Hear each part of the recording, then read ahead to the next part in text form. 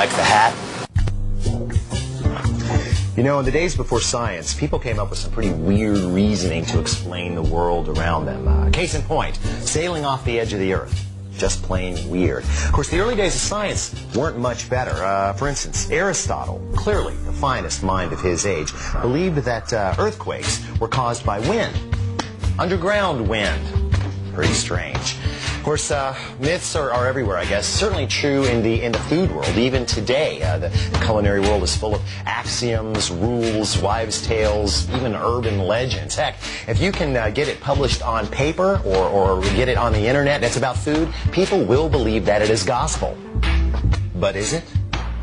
Well, somebody needs to find out, and I see no reason why it shouldn't be us that does the finding. So please, join me for what I hope will become the first in a long line of episodes dedicated to shining the searing light of truth on the culinary world. I call it Culinary Myth Bust. Hello? It's my lawyer. Are you serious? Copyright infringement? Fines? Fine. As I was saying, please stay tuned for what I call Culinary Myth Smashers, because the truth is always...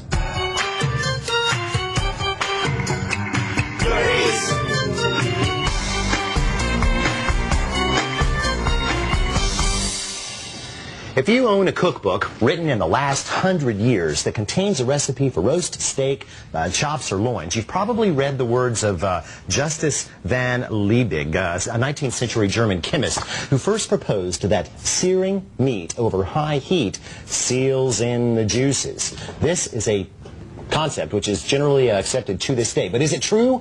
This one should be very easy to confront. Stay. If a good sear seals in juices, then it stands to reason that a seared piece of meat should weigh the same before and after cooking, right? I mean, and if it were to lose a little bit of moisture, it certainly would not lose as much moisture as a piece of meat cooked without the benefit of a sear. So, here we have two pieces of beef. Lovely New York strip steaks, I might add. Steak A weighs in at 307 grams, while steak B weighs in just a little lighter at 296 grams. One of our steaks will go directly into a 400-degree oven. The other steak will receive a fast sear in a rocket-hot cast-iron skillet before moving to the oven. In order to better absorb the heat that's coming to them, we will lube each piece of meat with just a wee bit of oil. But because it would pull moisture out of the meat, thus throwing off our experiment, no salt will be added. Now, à la cuisine! Let's get cooking.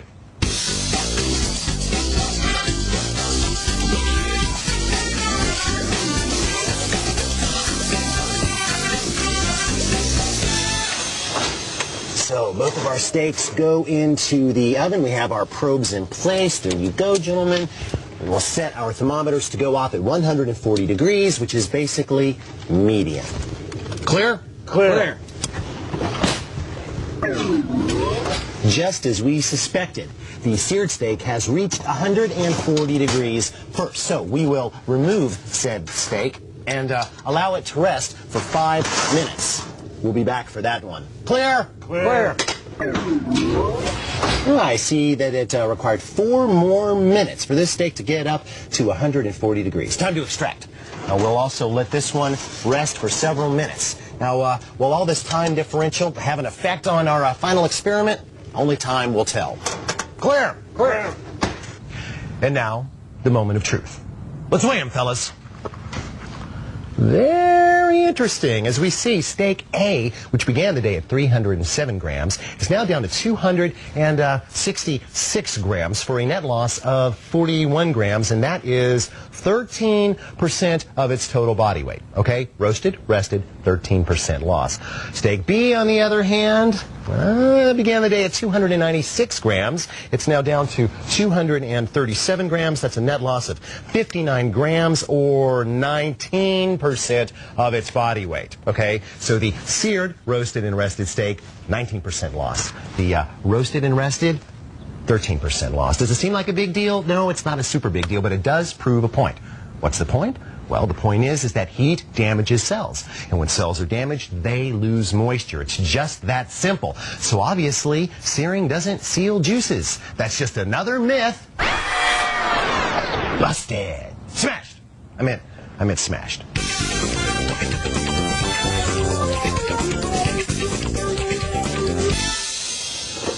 For those who monitor kitchen-based urban legends, reports of birds being killed by non-stick pans rank right up there with alligators in the New York sewer. For instance, June 6, 2001, Mariners Rest Retirement Home.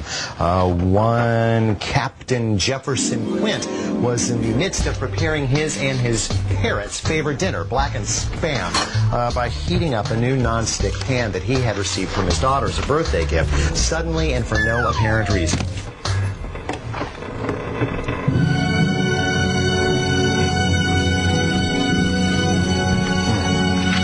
The old sailor rushed his bird to the vet, but it was too late. An autopsy revealed that the bird died from fumes given off by the polytetrafluoroethylene, or PTFE, coating on the pan when it crossed the 500-degree Fahrenheit line. You see, birds, especially exotics like parrots, are extremely vulnerable to toxic gases. That's why right up to the dawn of the 20th century, miners took canaries with them down into the coal mines to act as kind of living gas detectors. They knew that if the bird died, it was time to clear out. Hi, buddy. Said hi, buddy. You're napping. Wakey, wakey. I said wakey, wakey. Wakey, wakey, little buddy. Wakey. Of course, if these gases can kill a bird, what's that mean to us?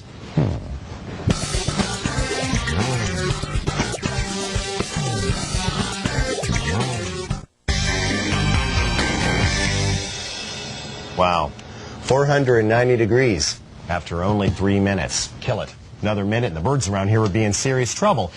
And maybe the people too. See, some new research has shown that these fumes can cause flu-like symptoms that can last up to a couple of days in people.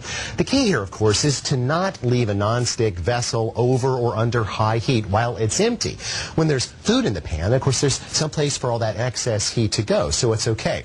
Still, at my house, I've got a few rules. I don't use nonstick for any cooking method requiring a super hot pan. I don't sear in it. I don't blacken in it. I don't even like to saute in nonstick. And I sure as heck would never broil anything on a nonstick surface. Still, I own a lot of it. I like it. I got muffin tins, cake pans. Heck, I've even got a nice griddle here that I use for nothing but making pancakes. But I never use it over anything but medium heat, okay? So, what does it come down to here? Well, if the old sailor had preferred his meat fried rather than blackened, Polly would still be sitting on his shoulder. It's the truth. It's factual. So, pan fumes kill bird? This is no myth. This is a stone-cold food fact. Know what this is? This is an instrument of torture. It's called a mushroom brush. And when you're first starting out in the restaurant business, you spend a lot of time with one of these. And it's not a very good time. Now, why would you want to brush a mushroom? Well, because they grow in dirt. Well, actually, it's not dirt, it's compost, but it's pasteurized compost, so it's safe. But it still doesn't taste very good. It's got to come off. So why not just wash it off? Good question. Allow me to read from a respected culinary tome on the subject. Mushrooms are extremely porous, and because of that, they will absorb any water or other moisture they are placed in. Because of this, they should never be washed, only cleaned with a fine, bristled brush, which leads us back to the instrument of torture. So, is this fact or is it fiction? Well, I, for one, believe there's a very, very easy way to find out. Our experiment begins with 4 ounces of button mushrooms, which we will then move into a hand strainer set inside a bowl, alongside 4 other hand strainers and 4 other bowls, all containing 4 ounces of button mushrooms. Now, to these, we will then add a liter apiece of water, except the one on the end. Leave the one on the end empty. Just go ahead, pour that right on there, guys. Very nice. The one on the end, I have got other plans for. Excellent, excellent. We're just going to let those soak. Now, phase 1 is only going to be for 10 minutes. So I'm going to set my timer and walk away. 10 minutes is up, so now we extract the mushrooms from the first bowl of water and allow them to drain very, very thoroughly for at least 30 seconds. In the meantime, I'm going to reset for another 10 minutes and man the scales. Now, if you remember, we started with 4 ounces of mushrooms, and now we have 4.2 ounces of mushrooms. That means that after a 10-minute soak in cold water, these mushrooms only sucked up, well, right around a teaspoon of water. And I'm willing to bet that 90% of that is actually up inside the stems because they're very fibrous and kind of vein-like. I'll be very interested to see what another 10 minutes brings. So another 10 minutes has elapsed. That means that this next set of mushrooms has been in the drink now for 20 minutes. We're going to let that drain thoroughly before hitting the scales. And of course, we will set our clock one more time for 10 minutes. Stay. Now we see that what was once 4 ounces of mushrooms has now ballooned to 4.25 ounces of mushrooms. Very curious. Now, if we can use the last batch as any kind of indicator, that means that the extra 10 minutes of soak only brought in another 0.05 ounces of water, which is only really, I don't know, 10 drops maybe. It'll be interesting to see what the next set says. I, for one, am glad that the timed portion of this experiment is over. We now, of course, extract the third batch of mushrooms, drain, and weigh. After a 30-minute soak, these 4 ounces of mushrooms now weigh 4.15 ounces. Now, I am willing to accept that differences in the individual mushrooms may have resulted in this batch soaking up less than the 20-minute batch. But what's important is that basically after 5 minutes, these mushrooms stopped soaking up water. All of them soaked up what is essentially a teaspoon of water. Very, very interesting. Now, you may have noted that I decided to weigh all these with the Avlar-Dupois method, meaning ounces, pounds, and whatnot, instead of metrically, as we did the steaks. And there's a very good reason for that, which is that when I changed the battery in the scale, I forgot to flip the metric thing. But it doesn't matter. We've learned something here. One last experiment, and it has to do with those dry mushrooms over there. Before we hand down the verdict on this whole mushroom washing thing, I think that we should see if there's a difference between soaking in cold water and giving them a good spray. Toss around a little. After all, this is how most of us who would wash mushrooms would wash them at home. Great. Drain, then we weigh.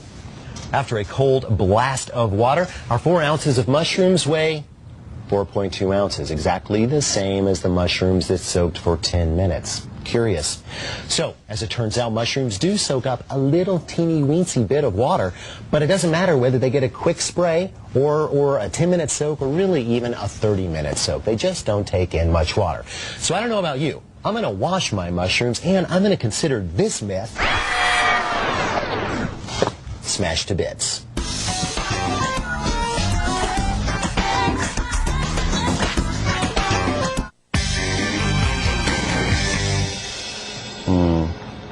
Interesting. Hey, have you ever cooked pasta? Of course you have. And I bet you've heard that old saying about the fact that adding oil to the water will keep the noodles from sticking together, right? I mean, pasta purveyors and recipe writers have been telling us this for centuries. And given the lubricative powers of oil, it does make sense. But making sense don't make it so. I think it's time to either uphold a culinary truth or smash another myth. Here we have 128 ounces, that is 1 gallon of water. To that, we are going to add 1 tablespoon of olive oil. And I'm using basil olive oil here because it's nice and green and will show up later. For flavor, we will also add a couple of heavy pinches of kosher salt. We will put this to high heat. And because we would like for this to come to a boil as quickly as possible, we will apply a lid. There, we have serious boilage. So we will add 1/2 pound of pasta, and we'll just push that down with our trusty tongs, and we will drop the heat a couple of clicks to medium-high, and let this cook until it's al dente. There you go, gentlemen.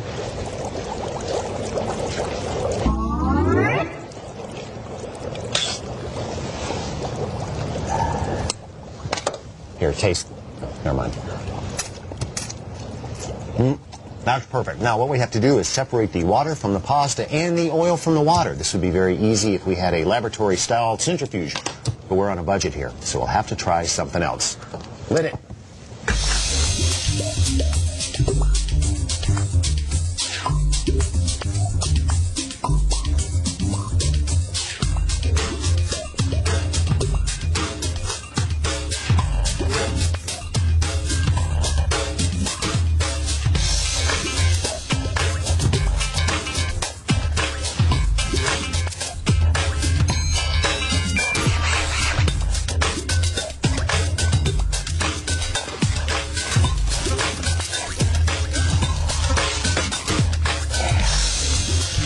Excellent, excellent. Now all we have to do is let the pasta drain and then give just a few minutes for the oil to rise to the top. Excellent.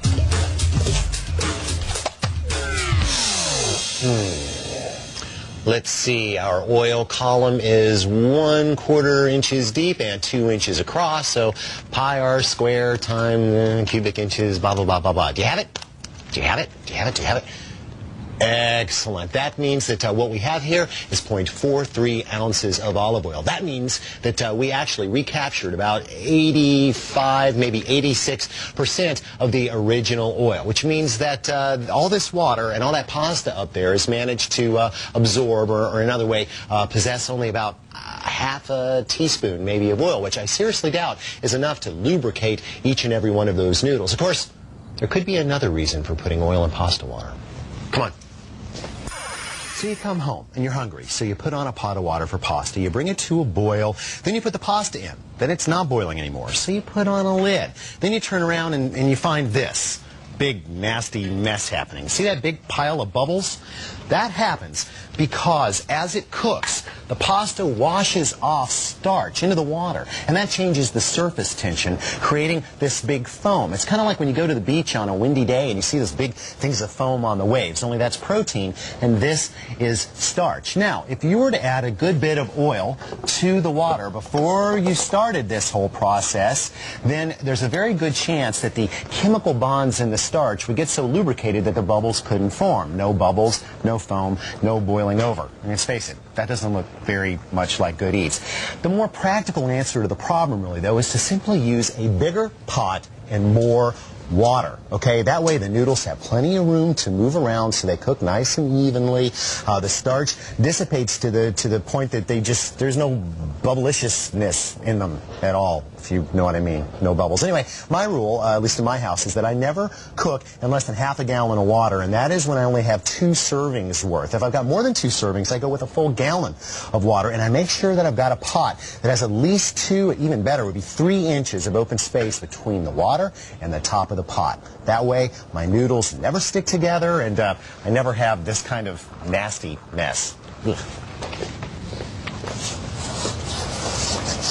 And so, another myth bites the dust.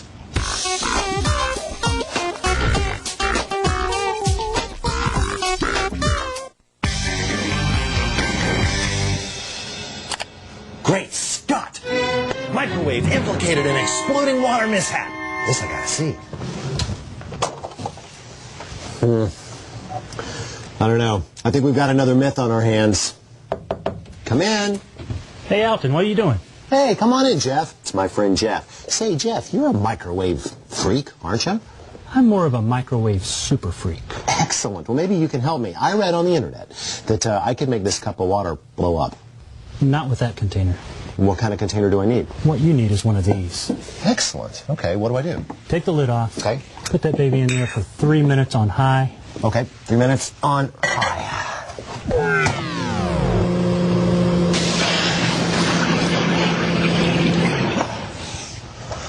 Wow. Jeff, what just happened here? Spontaneous boiling. What's that? Superheating the water, taking the temperature of the water above the boiling point with no bubbles. How did this happen? With a vessel like this, you have no nucleation sites on the inside. What's the nucleation site? It's a scratch on the inside, a place where the molecules of the water can collect, create steam. Okay, so it's kind of like a bubble birthplace. Exactly. Okay, what about the shape of the bottle? Does that make a difference? Shape of the bottle is important. You have a very small surface area at the top. It keeps the water very still, very stable. Still and stable right up until it blows out all over my microwave. I mean, what happens then? Well, you've loaded so much energy into the water that it eventually just becomes one big bubble. And then all at once. So what can I do in everyday life to prevent this from happening? Well, first of all, use a container that has a very wide opening at the top. Okay. Heat it for about a minute. Stop, give it a stir, heat it the rest of the way. Okay, so if I'm going to boil water, I should stop it every minute or two, give it a stir, and do it in a wide-mouthed vessel. Exactly. Just keep it moving. Excellent. So it seems that we are not dealing with a myth here. The exploding microwave water is a cold, hard food fact. Well, there you have it. The truth, when it comes to conventional culinary wisdom, isn't always 100% true. You know, cooking is both a science and an art, but that doesn't mean it ever has to be mysterious. There are answers in every kitchen, just waiting to be discovered. In other words, the truth is out there, and it tastes good. So, guys, you ready to go try that liquid oxygen in the grill myth? Huh? Yeah. All right, go set it up. Go set it up. I'll be there in a minute. See you next time on Myth Smashers and Goodies. I'm coming. Wait up.